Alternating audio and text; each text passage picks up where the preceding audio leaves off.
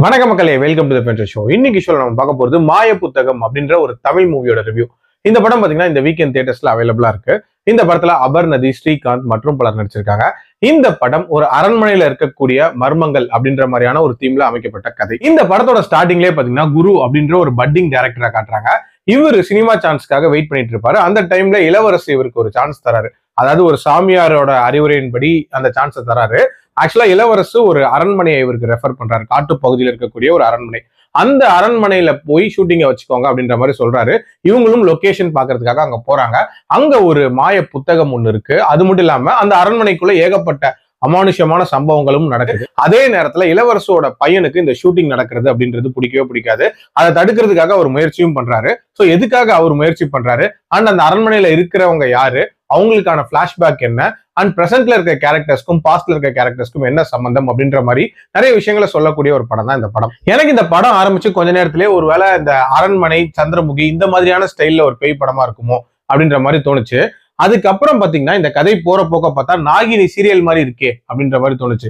சரி, நாகினி சீரியலை தான் காட்ட போறாங்க அப்படின்னு நம்ம எதிர்பார்த்துட்டு இருக்கும் போது அப்படியே மகதீராவோட பிளாட்டை கையில எடுப்பாங்க அப்படின்னே சொல்லலாம். மகதீராவா, அது ராஜமௌலி படமாச்சு, பிரம்மாண்டமா இருக்குமே, அந்த அளவுக்கு பிரம்மாண்டம் எல்லாம் இதுல இருக்கா அப்படின்னு நீங்க யோசிக்கலாம். அதுல 1% கூட இல்ல அப்படின்னே சொல்லலாம். முழுக்க முழுக்க கிரீன் மேட்டை வச்சுதான் எடுத்திருக்காங்க.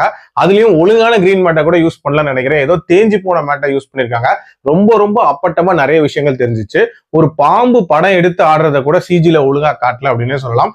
எனக்கு என்ன கேள்வினா, இப்படிப்பட்ட பட்ஜெட் கன்ஸ்ட்ரெயின்ஸ் இருக்கும்போது இவ்வளவு பிரம்மாண்டமான படத்தை யோசிக்கலாமா அப்படின்ற ஒரு கேள்வி கண்டிப்பா எல்லாம் செஞ்சுச்சு. ஆல்சோ அந்த படம் எடுக்கிறதுக்காக இவங்க பண்ணக்கூடிய விஷயங்களா இருக்கட்டும் அண்ட் அங்க நடக்கக்கூடிய சம்பவங்களா இருக்கட்டும், அதுவே பெரிய லெவல்ல ஒரு இன்ட்ரெஸ்ட் கிரியேட் பண்ணல. சரி, அட்லீஸ்ட் பிளாஷ்பேக்லயாவது ஏதாவது இன்ட்ரெஸ்டிங்கான ஈவெண்ட்ஸ் காட்டுவாங்க அப்படின்னு பாத்தீங்கன்னா ஏதோ 2 கிங்டம்க்கு நடுவுல போர் நடக்குது அப்படின்ற மாதிரி காட்டிருப்பாங்க. அந்த போர் சீக்வன்சஸ் எல்லாம் ஐயோ வேற லெவல்ல எடுத்து வச்சிருப்பாங்க.